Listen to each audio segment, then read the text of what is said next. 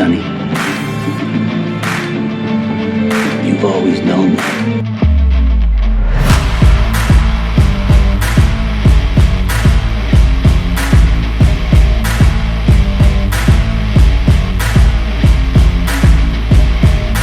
Drop the gun and get on the ground.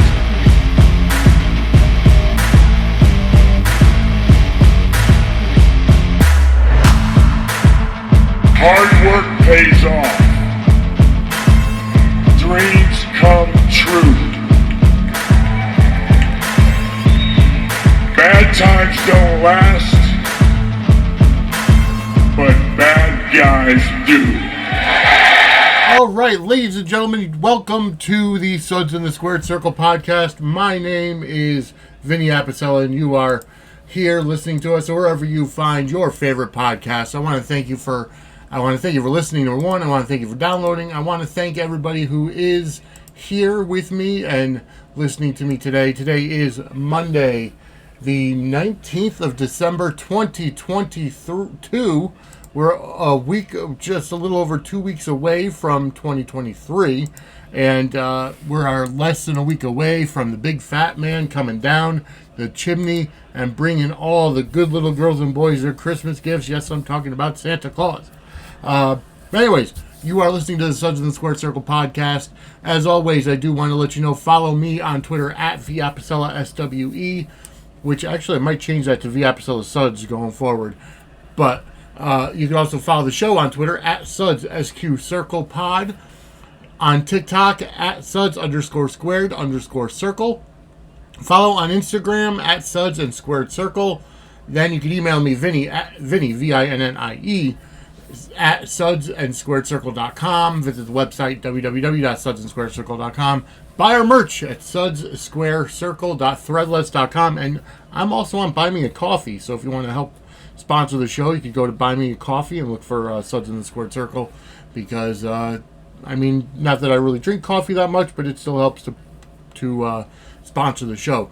But either way, today we've got a lot to talk about. We've got a really lot to talk about in the world of WWE, but also in Port Charles. There's a lot of comings and goings, a lot of things. They're shaking things up again in not only the WWE, but also in General Hospital land. A lot of big names are no longer with their respective companies, I should say. And it's amazing to me the fact that some of these have happened. Now, I want to start off with... First off, I want to start off and give a great shout out to Ring the Bell Radio as well as Pier 54. They did their crossover episode last week with wrestling and soap operas, and it was a great show. They had the Ring the Bell Radio guys. They had the girls watch the WrestleMania 17 spectacular match between The Rock and Hollywood Hogan, and then kind of go for it and analyze it. And then Pier 54 had the guys from Ring the Bell Radio watch a couple of fight scenes from General Hospital. And, kind of looked at the how things are similar, how things are different. But overall, it comes back to the same thing. It's all about storytelling. And the fight that, I know one of the fights that they saw from General Hospital was the one between Kate Howard and Carly. I actually think it was when Kate was Connie. But either way, it was a fantastic episode. I highly recommend you watch it. It came out last Thursday on both. Actually, came out on both feeds, Ring the Bell Radio and Pier 54. So definitely check that out. Hopefully next time maybe we could do a little bit of a collaboration. But I've got a couple of collaborations in the works as well with other podcasts. And I do want to say that I am working on my first interview with somebody who is on General Hospital. So that's coming down the pipeline very, very soon. And no, unfortunately, it's not Steve Burton. But you'll find out in the coming weeks. Anyways, I want to thank you all for listening. And first off, I do want to say that there have been two losses. Well, Yeah, 2 losses in General Hospital. One they have actually shown on screen, and one hasn't been shown on screen yet, but the news has already broken. First off, Rory has been the latest victim of the Port Charles hooker. I believe his name is Michael. Is it Michael Blake Cruz? I want to just double check that because I want to get his name right. Because of the because I want to make sure that I get his name right. But Michael Blake Cruz is who played Rory. He did have a part in the latest Black Panther movie, Wakanda Forever, and things are going to get better for him. But it's kind of sad because the fact of the matter is that this whole Sprina movement, Spencer and Trina, and I hate the mashup of names. I think it's absolutely ridiculous. But the whole movement of trying to get Spencer and Trina together caused Rory to be killed. I mean, the murder's on them. It's not on the Port Charles hooker. It's on them. But, just to kind of play it safe, it's, I'm sure he's got bigger and better things going on. And it was actually he was thankful when he did put out a statement, which I'm trying to find now. Which, of course, because I'm trying to find it now, I can't. But let's see. I know that the ladies at Pier 54 did. They went ahead and reposted it. So I'm gonna. There we go. Here we go. Yes, Michael Blake Cruz. I was right. And this is what he said on his Instagram and actually Twitter as well. At Michael Blake Cruz with a K, Kruse. Many thanks to everyone who has sent me supportive messages in light of Rory Cabrera leaving the General Hospital canvas. I enjoyed playing the character and valued his essence. Yes, he was unsophisticated and naive, but at least he was genuine. In particular with Trina, he was always sincere and had her best interests at heart. That has to count for something, Sprina fans. Rory was a mediocre cop at best, but Port Charles isn't the easiest town to police. He was also equipped with a holster from the 70s, no radio, and no bulletproof vest. Above all, I had the pleasure of working with some incredible people and have a newfound respect for everyone involved with daytime TV. It's easy to critique, but not easy to create. All my love and appreciation to the fans who were supportive along the way. And actually very, very worthwhile. And he showed a lot of humility there because he could have been bitter, I should say, because I know a lot of people could have been bitter at that point in time if they knew they weren't the end game. But he obviously was not the end game, and he's moving on to bigger and better things. So nothing but respect for Michael Blake Cruz, and we wish you well in your future endeavors. The other news to come down the Port Charles pipeline, which no, I'm not stealing that. It's just a saying that I always had. Coming down the Port Charles freeway is that Marcus Coloma is no longer going to be part of General Hospital. He has been released from his contract as the role of Nikolas Cassadine. And from all reports that I've heard, he actually refused to film his final scenes. So here's my thoughts on that. And I'm going to kind of bring this up, and I want those of you who are wrestling fans or were wrestling fans in the late 90s, this is why the Montreal Screwjob happened in 97 at the Survivor Series. Bret Hart was released from his contract, right? Vince McMahon released him from the 20-year contract. They allowed Bret to sign with WCW, and here's the similarities. Okay, Bret Hart was not willing to work with Shawn Michaels and put the title on Shawn Michaels. He didn't want to lose in Canada. He didn't want to do business for the company that made him. Marcus Coloma has refused to, from what I've heard, to do business on the way out and film his final scenes, whether it's him leaving town, whether it's for him, just going away for a long time and being recast or being killed off. I don't think he'll be killed off. He's a legacy character, but then again, they've killed legacy characters before, or going to a coma, or whatever the case was. I don't know. It's still 6 weeks away, right? But see, that just shows a kind of selfishness. Like, I get it. Whenever you lose a job, you're bitter. you're upset, you don't want to necessarily do anything. But it started last week when he unfollowed all but Maurice Bernard of his General Hospital castmates on Twitter and Instagram and all the other social media platforms, as well as he took any kind of acknowledgement out of his profile about GH. So there was something fishy going on, and the news comes out today that he was released from his contract. And we don't know why. We don't know whether it was for a specific reason or not, or, maybe they just wanted to recast. Maybe it was just the fans. Maybe there was no... Because there was always chemistry between him and Ava. Because, and everybody from what I knew liked him. And even the girls from Pier 54, when they interviewed him on their show, it was like, he was well liked, and he was a fan. Like, he studied up on General Hospital. So, I mean, you can't say that, no actors are fans, or the actors can't be fans, or, I mean, you have to know the history, and he did at best. But unfortunately, it was released. Now, there have been other rumors going around that Tyler Christopher may be coming back as Nikolas Cassadine. I don't know. Like, I liked him as Nikolas, 10 years ago or whenever it was that he was in, General Hospital. But he's had so many medical problems. I mean, I believe he had a stroke not too long ago, and maybe one or two. I know he had his problems with substance abuse, and I'm not knocking him for that, because a lot of actors and people do. I'm glad that he's clean now. I'm glad that he's healthy.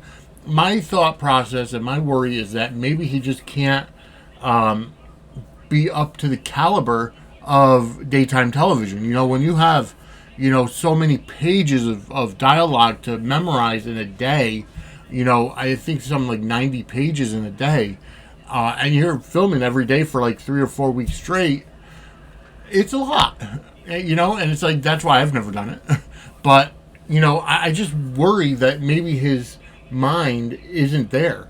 Maybe I'm completely wrong, but I do feel like that might be a concern for all the people that are really pushing for Tyler Christopher. Maybe they're not recasting at all right now. Maybe they're just having him go away for a while and go to Cassadine Island.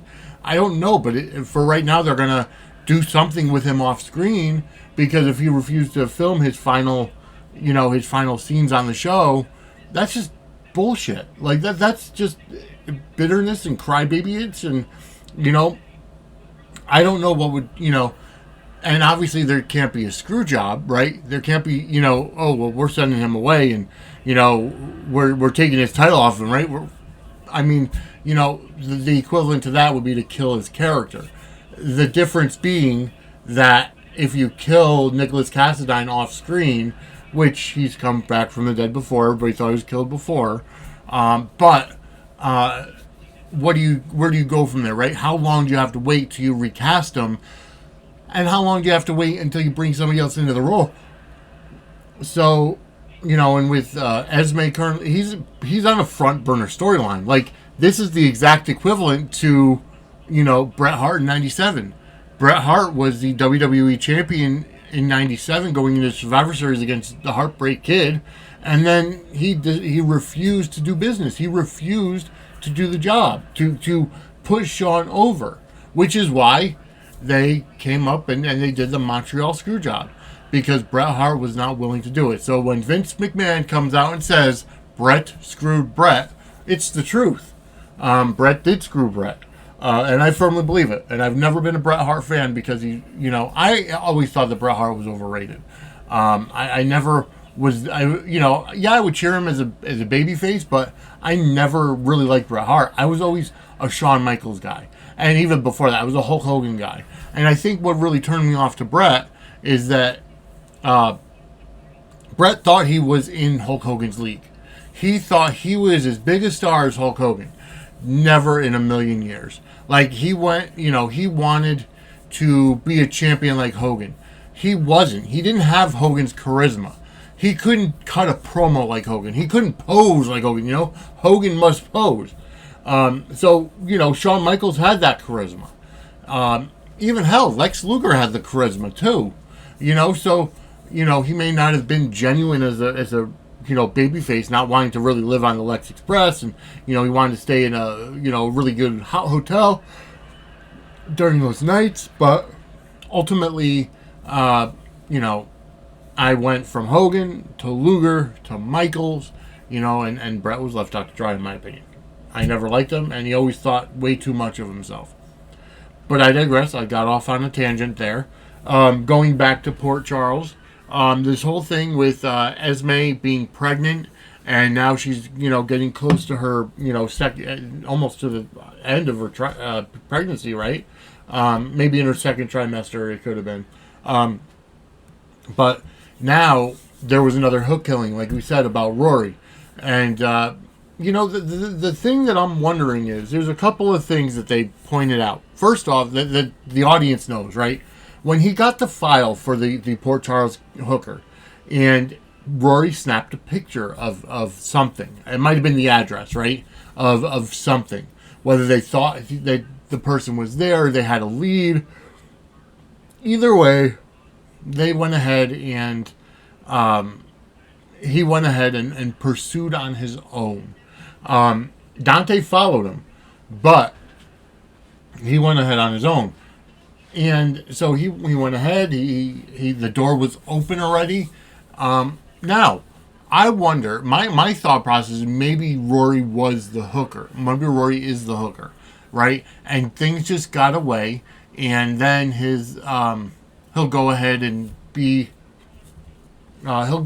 given his I hate to say his flowers, but his ceremony as a cop, the burial and everything. But then it'll come out that he was a hooker, right? Because there was a guy that was already dead. There was on the floor. Was he hooked? Was he shot? Because I know Rory did shoot somebody. Did he shoot the hooker? Also, when Rory got to the hospital, they took off his personal effects. There was an earring, a hoop earring in his pocket.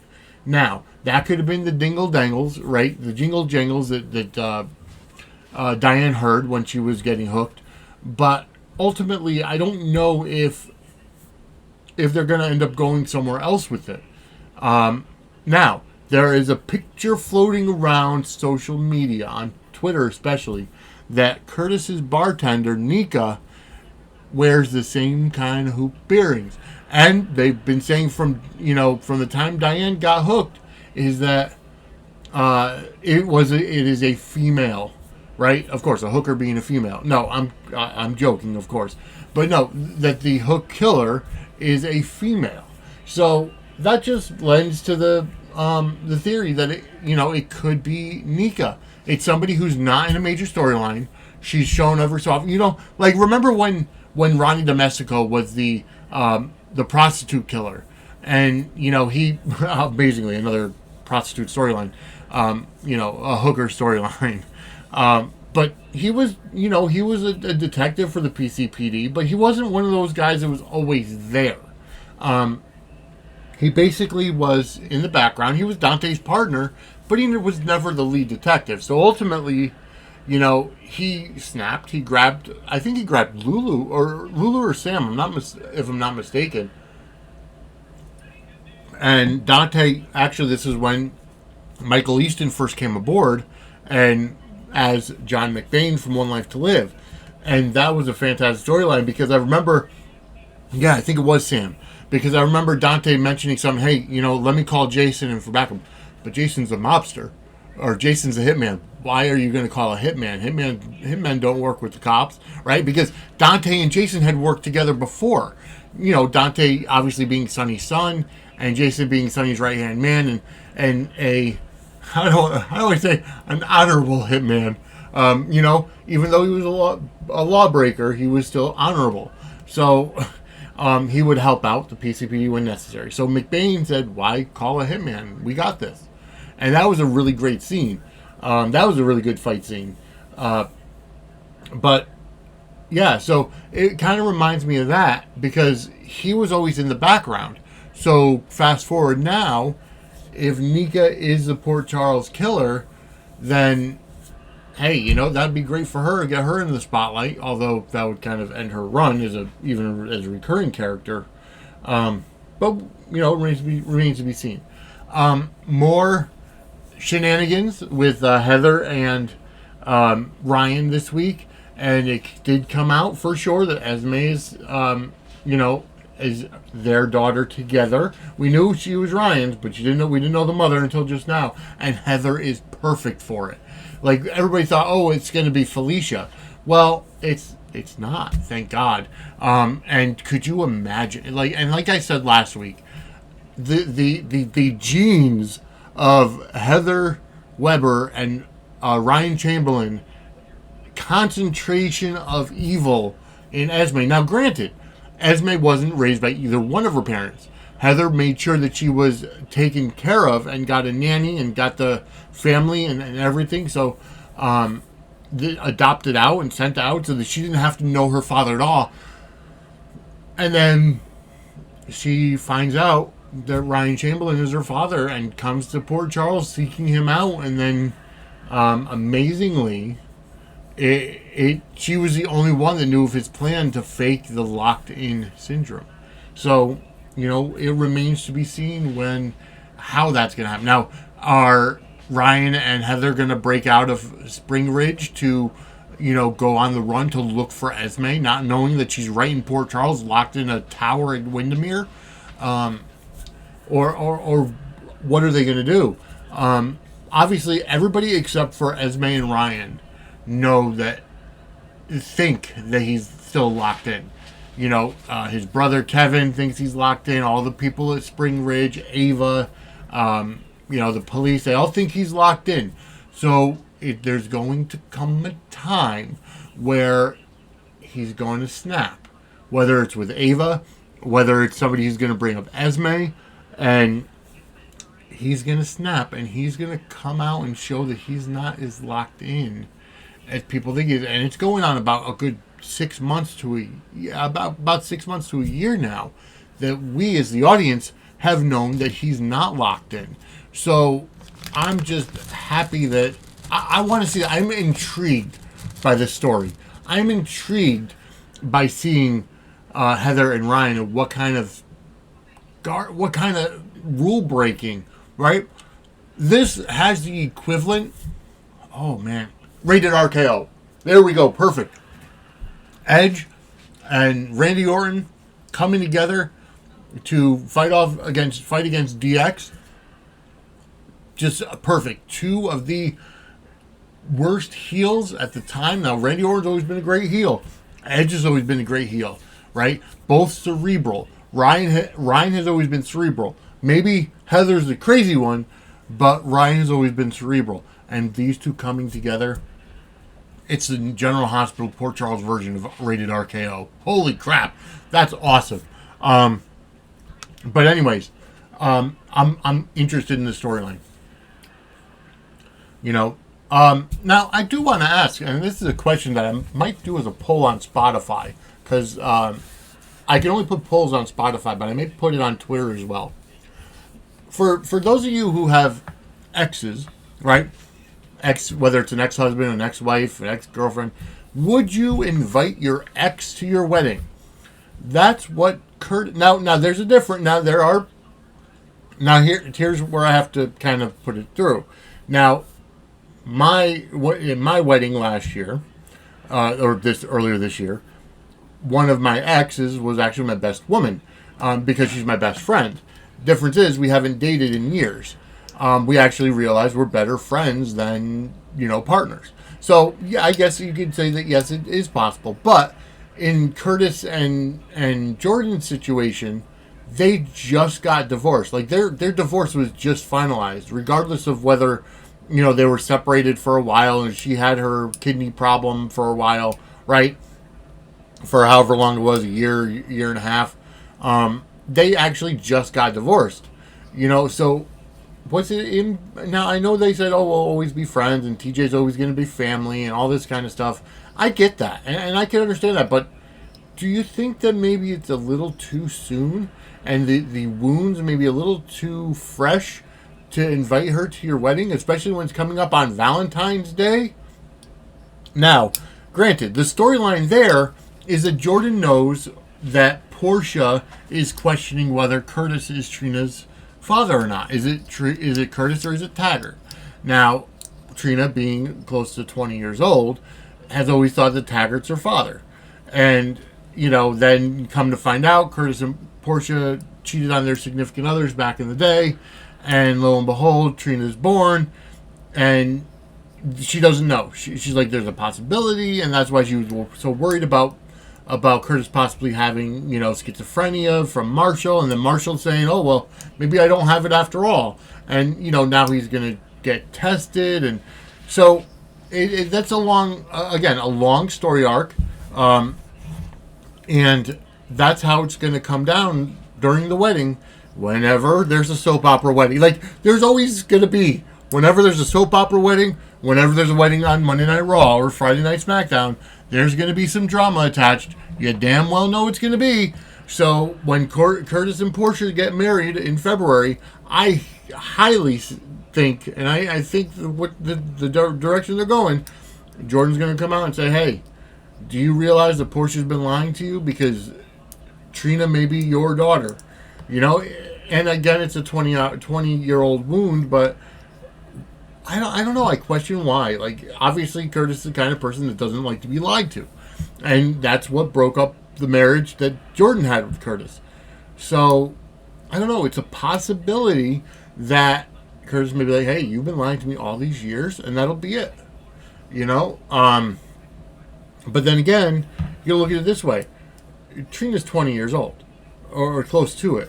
Why would her paternity come up now? Like, what's it gonna do? She's got a relationship with with Curtis now, as it is, and her real, Taggart's been her father all these years, and they have such a close bond. What's that really gonna change at this point in time? I can understand if it's a newborn. I can understand it's a young kid, but I don't know. As a 20-year-old, would you want to know if your parents, if one of your parents wasn't your parent? Right? I don't know. That's a hard one. Especially if both of the people are in your life. I can understand if you're adopted. And again, I think 20 is too old to find out that you were adopted, but I digress. So, what else has been going on in Port Charles? So Jocelyn. Okay, so Joss and Dex. So here's where Joss is a chip off the old block. We all see Carly and her infatuation for Jason, and how they were always been best friends, and they got married because Sonny was in Nixon Falls and they thought he was dead, and they've always been in love with each other and always there for each other, right? Because Carly always liked the bad boys. She was with Johnny I think she was with Johnny for a while. Then she was with Jax for years. Then she went to Franco, and then and then back to Sonny. And how many times was she with Sonny? She likes the bad. Now she with Drew, and Drew might be a little too goody for her, which is why she's already lying to him about Nina being Willow's mother. But that's another story. And then she pays off the person that supposedly knew about Harmony at the hippie colony, for lack of a better term, the cult colony, and she paid her off to lie and say, hey, yeah, the Willow's mother died in a car accident, or both her parents, right? She's going at great lengths to hide this, right?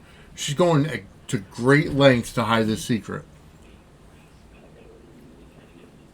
And you know what? We know it's all going to come out in the end. And that might be what leads Carly and Drew apart. But back to Joss, right? Dex is Jocelyn's Jason. Joss is to Dex what Carly was to Jason. And that's what it is.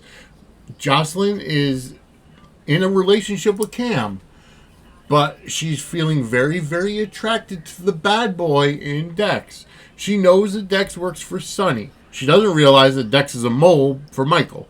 But she knows that, and she's been there to help him out. And, she helped nurse him back to health after the gunshot wound. and she's kissed him a couple times, and she's happy to be around him. But she's dating Cam, and Cam is such a good kid, right? He's working 3 jobs to help his mother with her, with his 2 brothers while she's, working and everything, like, and going to college at PCU. So, he's too good for her, for lack of a better term, and she doesn't like it. Like, Jocelyn is, and Carly to an extent, all right. Jocelyn is very entitled, right? She doesn't have to work, right? Like, she comes from a completely different lifestyle than Cam. Cam has to work to support his family, right? Hell, especially with the Bidenomics that are going on now, and inflation being through the roof. Yeah, a lot of people, even my 17-year-old son, has got really late hours at a job because he needs money. So it sucks, but it's true. And Cam is the manager at Kelly's, and he's also doing other stuff on the side and going to college. So he's really responsible. I'm not saying that Dex isn't, but Dex is also in the line of fire because he's going to become the next Jason, in my opinion. So we shall see where that goes, but Joss is just a chip off the old block. And that's all I'll say about that. Spencer and Trina, all roads lead to that, right? Rory comes out this week at Port Charles Grill telling Trina that he loves her, and she couldn't respond. But he got a call, and Spencer came over and said hi and talked and said, hey, I heard what he said, and I'm happy for you and whatever. And the fact that he got out of prison early too, because Uncle Victor wanted to make sure he wasn't near Cyrus or not, his Uncle Cyrus. So that's going to be another one. Like, I'm ready, and I brought this up. I was in the chat room during one of the 10th Floor's recent podcasts, because they do live video. I'm not there yet, but they do live video, and I brought it up. There's going to be a triple threat match. Like, I could see. Do you remember back at, WrestleMania 23, was it? It was Triple H, Chris Benoit, and Shawn Michaels in a triple threat, right? Or no, hold on. I gotta look at because WrestleMania 23 was John Cena and Shawn Michaels, and I think maybe 20. Hold on, I gotta look at my WrestleMania main events. And I know. See, I always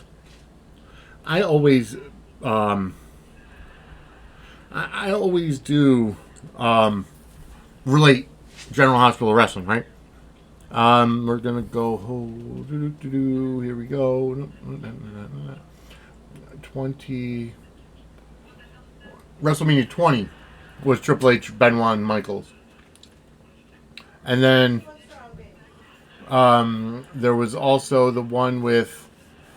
There was also the one, I believe it was maybe 22, was Kurt Angle, Rey Mysterio, and I can't remember off the top of my head.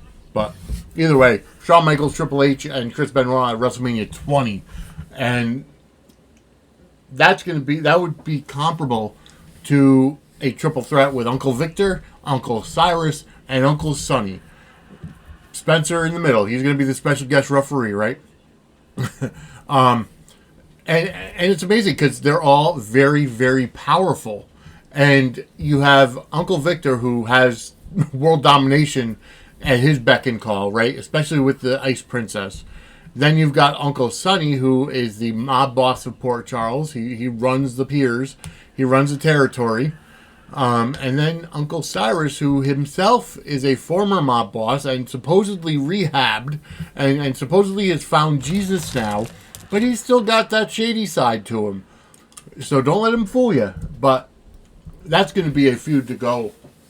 If Cyrus ever does get out of prison, that's going to be one to watch. would we see Cyrus and Sonny joining forces in order to take down Victor? Like, I don't know. That would be fantastic to see. Here I am booking the territory, right? Let's see. Let's see. There was also, Spencer getting out early. You had Uncle Victor talking to Rory, saying, "Hey, better get to work." So was Uncle Victor in on the hook killer, and Rory was going to be the next one to make it easier for Spencer to get in there and slide in there? I don't know. Let's see. I believe that was about it. Now, I got to tell you, and I said I brought it up last week, Willow was really getting on my nerves. She really is. The fact that she doesn't want to tell anybody about her leukemia, like she's at stage 4 right now, so she's going to die. Better, sooner or later. She's going to die. And I'm just really getting tired of Mike, even Michael at this point. Like, we got to get a bone marrow drive going. We got to tell people that you have this so we can get you better. It's like, no, not until after the baby's born. But by then it's going to be too late. I don't want people to treat me like I'm sick. Well, you are sick. You know what I mean? Come on now. People are going to treat you differently if they love you. But, it boggles my mind how selfish she's acting right now. You know what I mean? Like, it's hard for me to wrap my head around the fact that she's being so selfish. Especially as a parent, right? Like, you have to be there for your kids. You should have started your chemo as early as possible, right? Like, and I know you're pregnant. I get it. But you got to do what you got to do for your health at one point or another. Like, you waited until after the first trimester where it was a lot easier to get your treatment without it affecting the baby. I get that. So now that's over, now you should be like, hey, I've had leukemia and so on and so forth. Just amazing. My scene of the week, though, I gotta say, my scene of the week has to go to Nina and Joss, especially Joss, when she was so realizing that she's not so much like Nina after all, because Nina, even though she doesn't regret falling in love with Sonny, she regrets how it happened. Joss is doing pretty much the same thing to Cameron, right? And she's like, I'm nothing like you. And there was no doubt, Nina didn't say anything like that. So she's answering things that aren't even there, right? Because she's trying to convince herself that she's a better person. So that was actually a fantastic scene. That's my scene of the week this week, was the one between Joss and Nina. Today being December 19th, there was actually no General Hospital on today. It was preempted. There was actually no soap operas on at all today because they had this ridiculous January 6th commission. They're still on that witch hunt, right? It's been over almost 2 years since I'm not going to get into it. I promised that this wasn't going to be a political show. I'll leave it. Okay. Now, moving on to WWE. And here's where I put out a tweet earlier this week. First of all, breaking news. It's been all over the place, so it's not really breaking. Mandy Rose has been released from WWE as of this past Wednesday. And it's caused an uproar in the wrestling community. Tuesday night, she lost her NXT Women's Championship to Roxanne Perez. Roxy from Reality of Wrestling, right? Booker T's student. So he was all emotional. And it was great. I mean, she's the one that Mandy Rose had to put over, right? Pass the torch. Mandy Rose and Toxic Attraction were headed to the main roster, or so we thought. Wednesday comes along. Mandy Rose is released from the WWE. My jaw dropped. Probably the collective jaws of almost every single wrestling fan in this world dropped. Now, here's the backstory, and here's why. What the reason for Mandy Rose being fired from WWE? Okay, she had her personal page, right? Mandy MandyRoseSax.com, SACS, right? Her real name is Amanda Rose Sacamento or Sacamato or something. It's an Italian name. Of course, being Italian, from the Northeast, she's Italian. But, so she had her page, and it was actually through Fan Time, right? Which is another similar to OnlyFans, right? And there are other superstars or wrestlers who have their own third party, and there was a big thing a couple years ago about the third party sites like Twitch or OnlyFans, right? And there are some women, I think Scarlett has an OnlyFans, but it's mainly for like cosplay. It's not for porn or nudity or anything, right? Mandy Rose, however, on her Fan Time page, on her actual page, she had posted the same kind of pictures that, like on her Twitter, that would be WWE sanctioned, with a bikini, the one back in the summer with her two belts kind of hiding her good bits, for lack of a better term, on the lounge chair in front of the pool. And, so, I mean, everything was fine until last weekend. It had come out apparently that last weekend, some of her pictures behind the paywall, I guess, she charged, $30 a month for the subscription just to go look at the site and interact. But then she sent out pictures that were behind a paywall. So on top of the subscription, you also had to pay to see these pictures and videos. Apparently, some of these were a little too obscene for the company, and apparently they had gotten leaked out. So somebody who actually bought the pictures and videos leaked them out, sent them to Matt Bloom, who is the head trainer at NXT, who then in turn went to Shawn Michaels with it and said, "Hey, we've got this girl," and apparently the pictures were a lot more risque. There was nipplage being shown and other stuff, and then her in, whether it's regular sex pictures or simulated pictures with her fiance, and didn't leave a lot to the imagination. So apparently she was let go because now, as everybody knows, WWE, besides it being a publicly traded company and it being a family-friendly PG-rated company, they have contracts with other companies for vendors, right? Merchandise, licensing fees, right? So, action figures, Mattel. Apparently, the kicker was Mattel saw what was going on and said, "Hey, we can't have this because we're a toy line. We put out toys for kids. You have a performer who's sending out nude pictures and sexual pictures and videos, and it's a breach of their contract." Now, what's really ironic is that obviously back in the late 90s, early 2000s, the Attitude Era, even up to some of the reality-based era, WWE had women pose for Playboy. Their top babyface female at the time. Sable did it. Chyna did it. Tori Wilson did it a couple of times. Maria did it. Candice Michelle's, and everybody's like, "Oh, well, they had women." That was WWE sanctioned, and that also wasn't hardcore, and it was a different time. They also didn't have they weren't publicly traded, or it was towards the beginning when they were publicly traded too, but they weren't a PG family rated show, right? They didn't have the kid sponsors.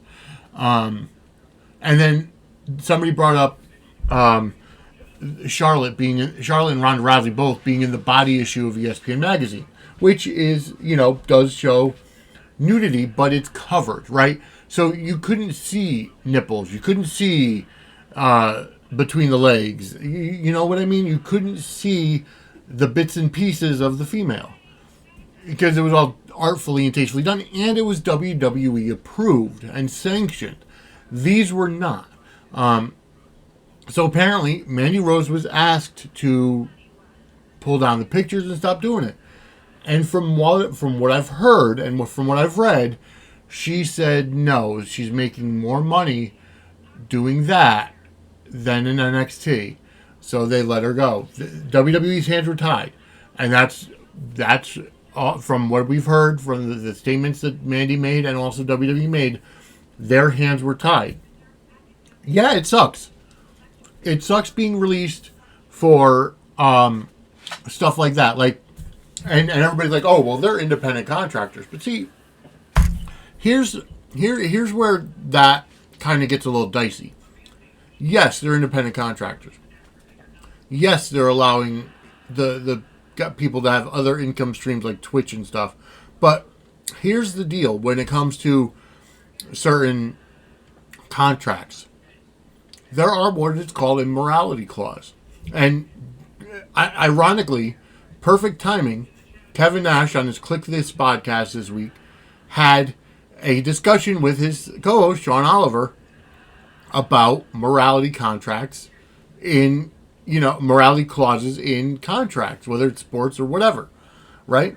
And perfect timing. So I don't know what the standard WWE contract states.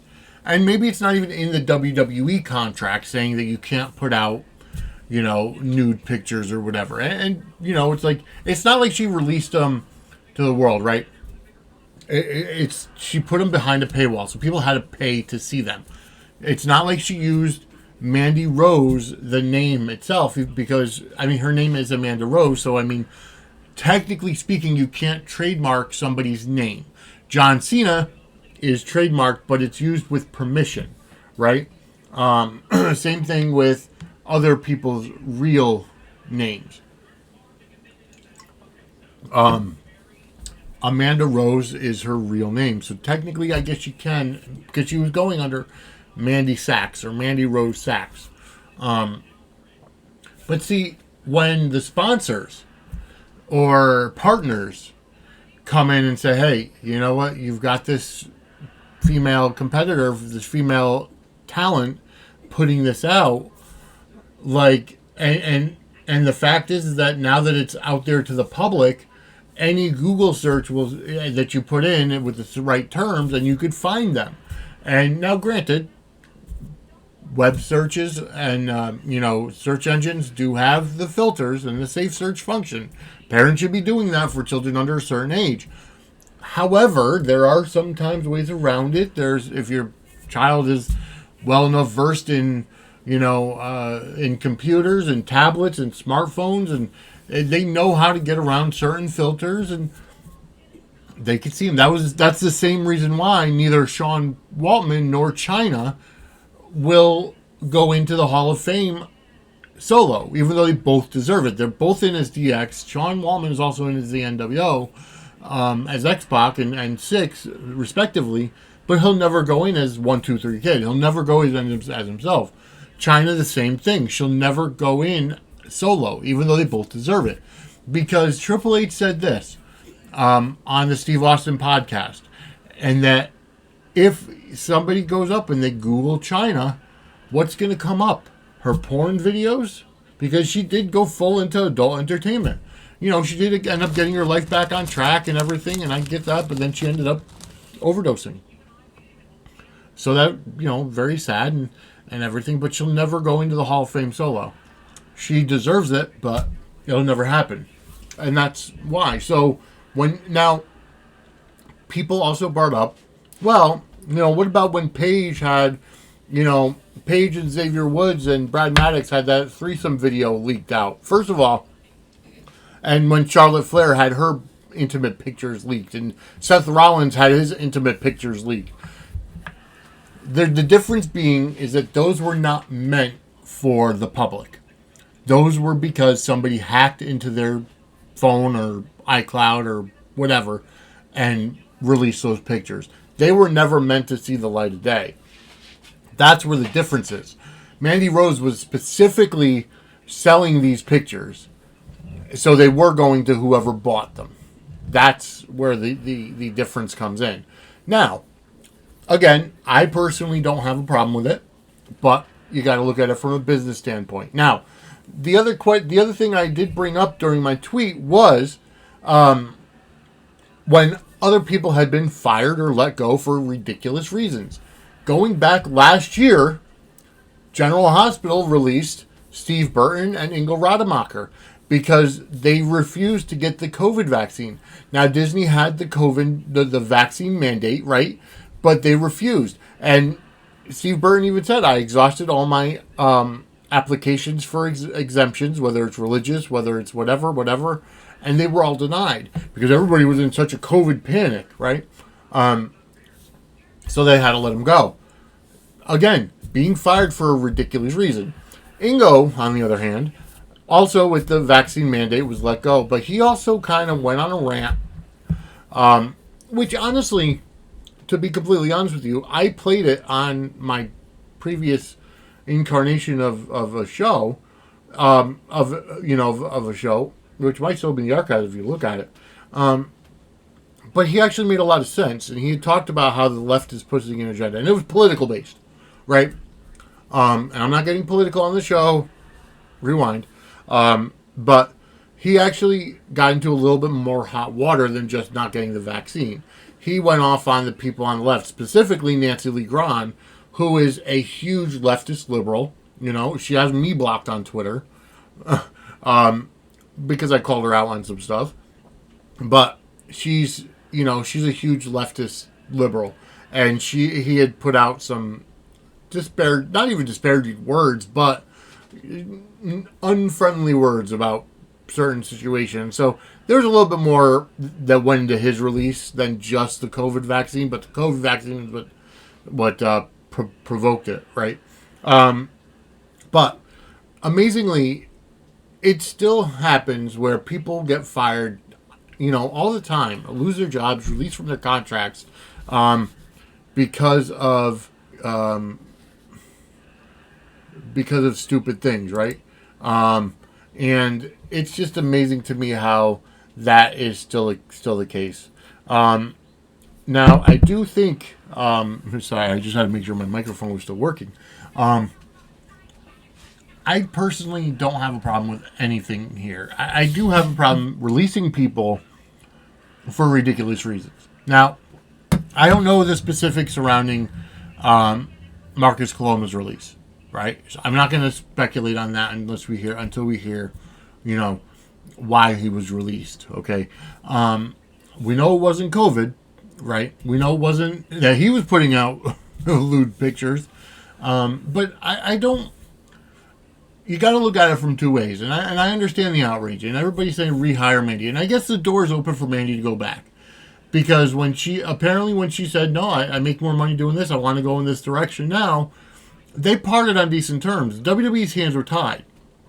They have a board of directors, they have sponsors, they have other vendors as partners that they have to please, for lack of a better term.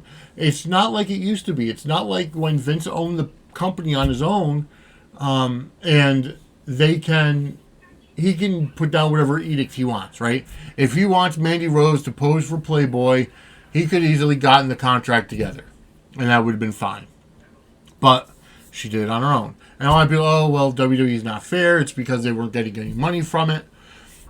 I think that's a part of it, but at the same time, the Mattel toy contract is the one that was the prevailing factor. And again, WWE's hands were tied.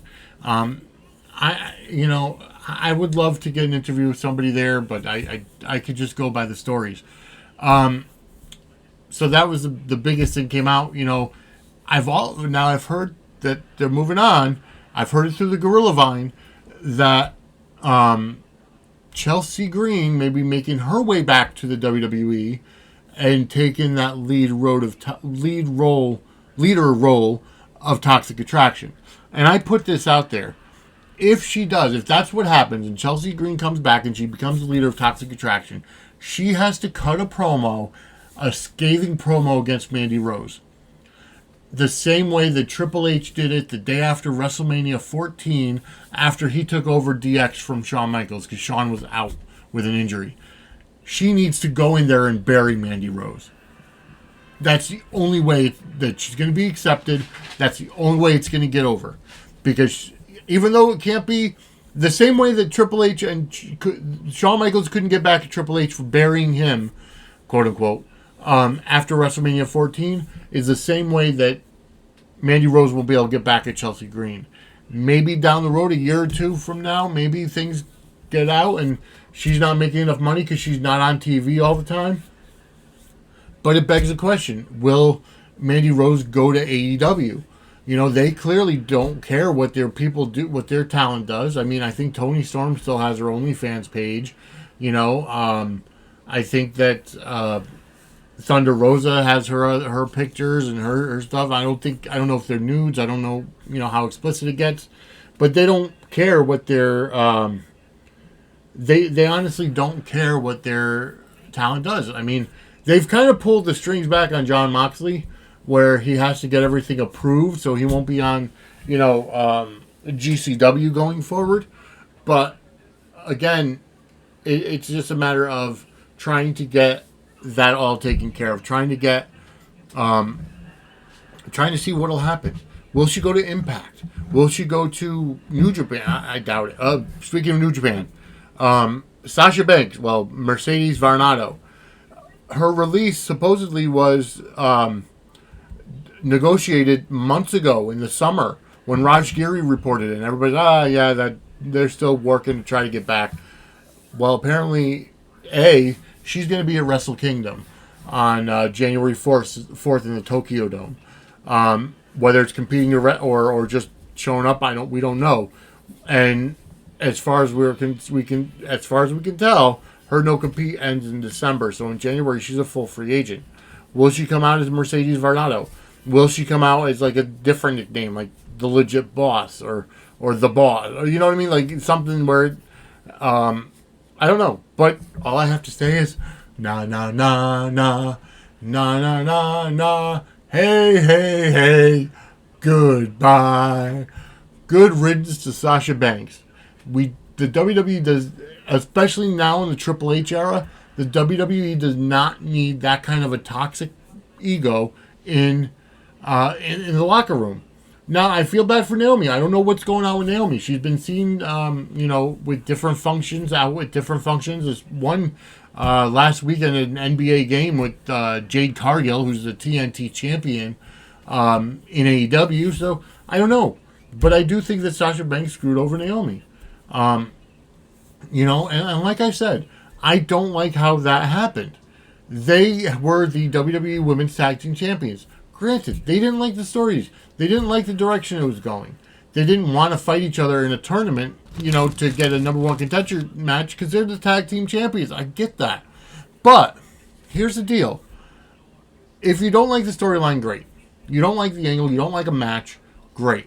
You have that right. You have that privilege to think outside the box.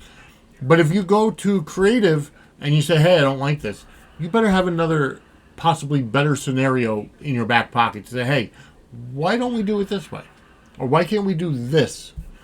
That way, that way it kind of shows that, hey, they don't like it, but here's a better way that might go off, that might make more logical sense in the grand scheme of things. Again, this was, the second or third time that Sasha Banks did that, was upset with creative and walked out, right? I heard that, and she said it wasn't true, but the rumor going around was that, after a pay-per-view loss, or she was like in the locker room crying on the floor or something. Like, you don't do that in the real world, right? You don't do that. Like, if you have a problem, you better have a different way of doing it. In your mind might be better. And yeah, again, it may get shot down. Because if Vince at the time had something in his mind of how it's going to go, 95% of the time, he's going to do it how he wants it. He signs the paychecks. He's head of creative. And, but he's also open-minded to the point where maybe this will work better. Again, I don't know I don't know how it went down. I'm just going by what I've heard. So, anyways, coming up, we got the Royal Rumble. Coming up on in January. Again, premium live event on a Saturday. It's going to be awesome. Who's going to be in the Rumble? I've heard rumors that The Rock might be in the Rumble. Will Cody Rhodes come back and win the Rumble? I've heard they're thinking about having Reigns work both nights of Mania, where, you get one person for the WWE Championship, one person for the Universal. Will Reigns be able to outlast, 2 possible losses?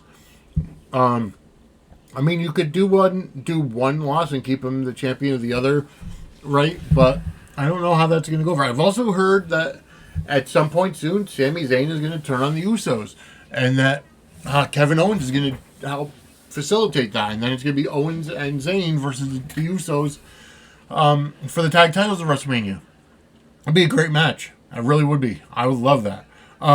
Speaking of Owens and Zayn, on December 30th episode of Friday Night SmackDown, next Friday, Kevin Owens teams with John Cena, Mr. Hustle, Loyalty, Respect himself, to go against Roman Reigns and Sami Zayn. Now, I've heard Brad Gilmore on the Booker T's Hall of Fame podcast saying, well, what if Cena turns heel? People have been clamoring for a Cena heel turn. Yeah, but he's not... Cena is not a full-time performer anymore. What would be the point of that happening, right? What would be the point of having Cena go ahead and get, turn heel? There would be no point. Because of the simple fact that he's not there to pay it off, right? So, I don't know. I don't know anyways. But anyways, we've been at this for an hour. Over an hour now. I want to thank you all for listening. Keep tuned. Stay tuned for collaborations, for interviews coming up. Again, you can go ahead and follow me on Twitter at @VApicella_SWE. You can follow the show on Twitter at SudsSQ_Pod. Follow on TikTok at Suds_squared_circle. Follow on Instagram at Suds_Circle. Email me, Vinny, VINNIE, at sudsandSquaredCircle.com.